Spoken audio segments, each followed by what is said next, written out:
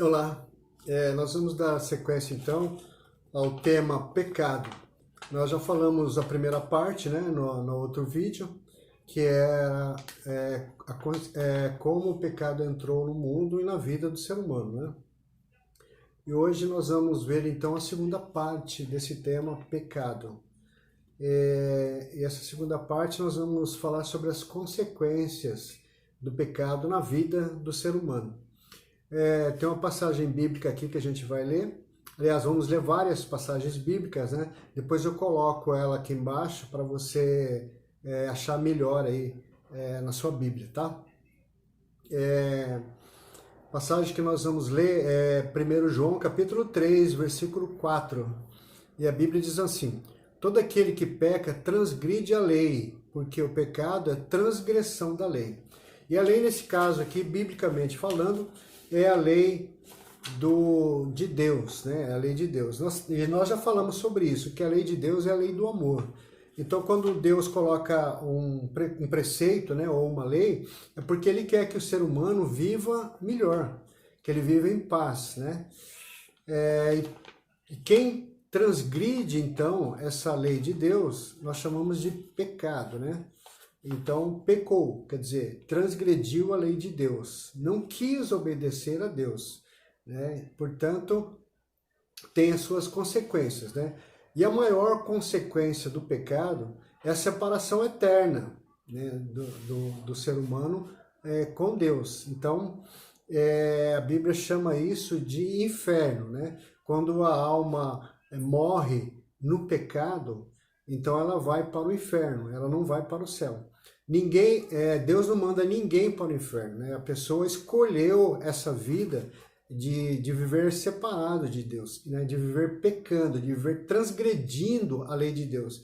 Então ela vai sofrer as consequências. E essa é a maior consequência, né? Além de tantas outras que nós vamos colocar aqui, essa é a maior, né? Que é a separação eterna da alma de Deus, né? Nós chamamos de inferno. O corpo morre, nós sabemos que o nosso corpo ele vive aí 100 anos, poucos passam de 100 anos, né? Então o corpo morre, se desintegra, né? Derrete, apodrece e tudo mais. Agora a alma, ela não é física, né? A alma é espiritual, a alma não morre. Quando nós dizemos que a alma morreu, é porque ela foi para o inferno, né? Aliás, em Romanos capítulo 6, versículo 23, diz assim, que o salário do pecado é a morte. Então essa morte da alma, ela não significa que ela vai morrer como o corpo morre, significa que ela vai passar eternamente longe de Deus, né? Então a gente sempre faz essa pergunta, onde você quer passar a sua eternidade? Quer passar no céu ou você quer passar no inferno? O pior é que tem muita gente que não sabe nem que tem uma alma, né? Não se deu conta ainda que tem uma alma. E que o teu ser verdadeiro, né? O meu ser verdadeiro não é o que eu sou aqui aparentemente, é o que eu tenho dentro, é uma alma. Então essa alma não morre jamais, ela vai viver eternamente, ou no céu ou fora do céu. Nós chamamos de inferno. Então a pergunta é essa, né? Onde você quer passar a sua eternidade? Você quer passar no céu ou você quer passar longe de Deus, né? Longe de Deus significa no inferno. Então essa escolha é você que faz, não é Deus que faz essa escolha por você. Deus já te deu oportunidade, várias oportunidades para que você faça aquilo que é da vontade dele, né? A vontade de Deus é bom, não é ruim. A vontade do diabo é que é ruim, né? O diabo é que quer te levar você para o inferno, né? Deus quer te levar você para o céu. Agora a decisão é sua. E então essa é a maior consequência do pecado, né? De ir para o inferno, de sofrer essa consequência, né? De estar longe de Deus eternamente, eternamente. Outras consequências do pecado, a doença, por exemplo, né? Nós vimos lá em Gênesis capítulo 3, quando o pecado entrou no mundo, que o ser humano agora ia ter dor, né? Então ela vai sofrer. Então a doença é um sofrimento, né? É uma consequência, aliás, de que o pecado entrou na vida do ser humano, né? Os desastres naturais do planeta Terra é uma consequência, porque nós vimos lá que a Terra vai produzir espinhos, né? Quer dizer, a Terra que antes era um paraíso, agora ela tem sofrimento, né? Então os desastres naturais são consequência do pecado. Os relacionamentos do ser humano, os relacionamentos difíceis do ser humano é consequência do pecado, né? Briga, desentendimento, né? As pessoas têm medo umas das outras, isso é consequência também do pecado. Tem outra consequência do pecado individual, né? Dentro do ser humano, né? A culpa, por exemplo, né? A pessoa se culpa ou se condena, muitas vezes, por atos que ela cometeu, né? Isso é consequência do pecado, né? A falta de sensibilidade é uma consequência individual também do pecado. Por quê? Essa falta de sensibilidade, a pessoa não tem noção do que é bom, do que é ruim, do que é certo e do que não é certo, do que é feliz, do que é triste, né? Ela não tem noção muito das coisas, né? Do certo e do errado, do que é pecado, do que não é pecado. A humilhação, por exemplo, né? As pessoas se humilham as outras pessoas. As consequências dos crimes que são cometidos, né?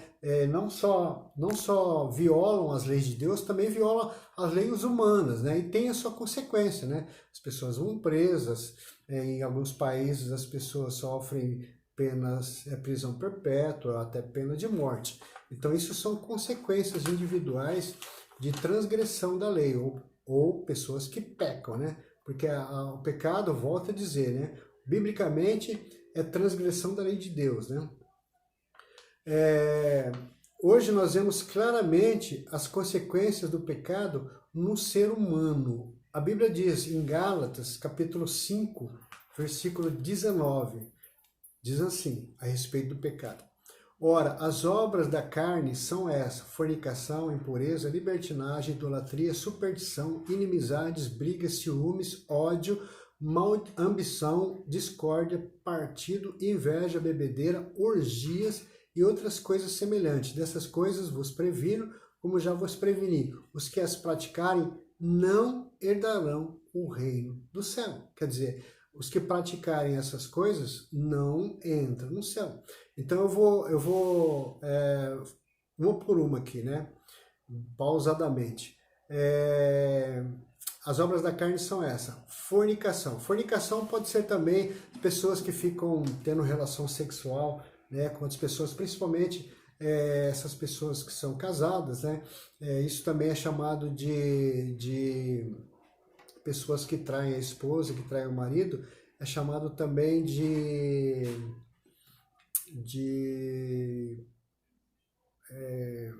fornicação, adultério, lembrei agora, adultério, né? Pessoas que traem o esposo, a esposa, né? São pessoas adúlteras, isso é pecado. Impureza, libertinagem, pessoa que acha que pode fazer tudo, não tem ninguém que a impeça, né? É uma libertina, né? Pode se drogar, pode encher a cara, pode se matar com bebida, pode matar o outro, pode fazer o que quer, né? Não tem lei que a proíba e a que impeça de fazer as coisas. Essa é a libertinagem. Idolatria, né? Pessoa que fica idolatrando coisas, objetos, né?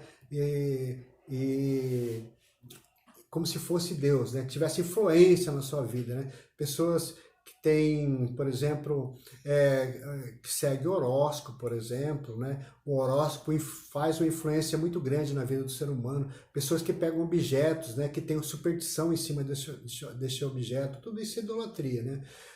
Superstição, pessoas que acreditam em coisa, por exemplo, gato preto, passar debaixo de escada, número 13, enfim, isso é pecado.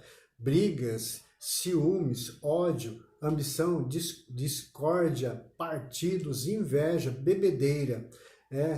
Beber socialmente, né, não é pecado, mas quem enche a cara é pecado. Quem se mata bebendo ou até vira alcoólatra é pecado. Orgias, né? Hoje o Deus desse mundo ou é o dinheiro ou é o sexo, né? Então as pessoas fazem orgias,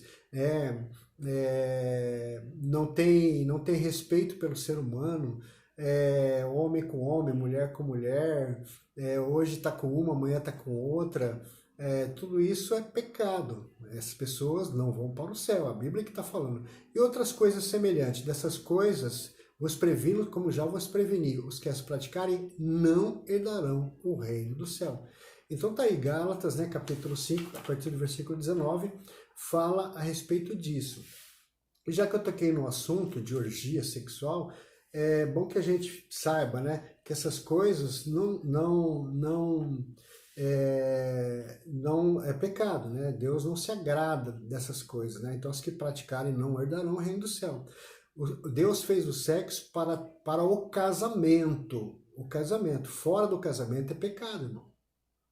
Então, o sexo entre homem e mulher, né? O sexo fora disso também é pecado. Homem com homem, mulher com mulher, isso é pecado. Quem as praticarem não entra no céu. Então, Deus fez o sexo para o casamento. Fora disso é pecado. E Romanos, capítulo 8, depois eu coloco aqui embaixo também, a partir do versículo 24, diz assim: por isso Deus os entregou aos desejos dos seus corações, a imundície, de modo que desonraram entre si os seus próprios corpos. Trocaram a verdade de Deus pela mentira. Adoraram e serviram a criatura em vez do Criador, que é bendito pelos séculos. Amém. Por isso Deus os entregou às paixões vergonhosas. As suas mulheres mudaram as relações naturais em relações contra a natureza.